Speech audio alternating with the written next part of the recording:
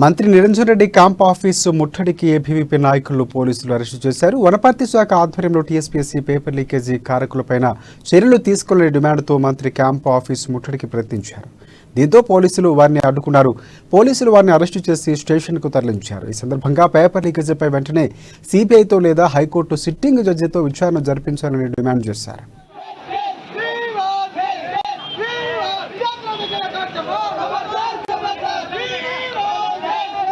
Office ముట్టడి ఎందుకంటే TSPSC paper leak ఇప్పటికీ వారం 10 రోజులు వస్తున్నా ఇప్పటికీ దీని మీద కేసీఆర్ స్పందించడం లేదు.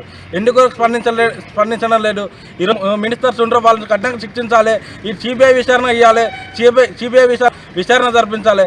ఈ విధంగా విచారణ జరిపిస్తే ఎవరైనా సరే దానికి ఉన్న మినిస్టర్స్ బయటకు వస్తారు. ఈ మినిస్టర్ ఎవరైనా బయటికి రానియకుండా ఈరోజు దాన్ని కాపాడుతున్నాడు.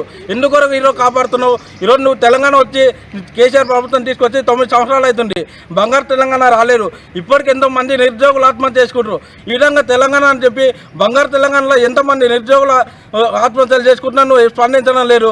కనీసం ఇప్పటికైనా విద్యార్థుల పట్ల ఒక్కసారి ఆలోచించి దీనికి సంబంధించిన టీఎస్పీఎస్ చైర్మన్ జనార్దన్ రెడ్డి కావచ్చు, కార్యదర్శి అనంతరామచంద్ర రెడ్డి కావచ్చు, వీళ్ళని వెంటనే రాజీనామా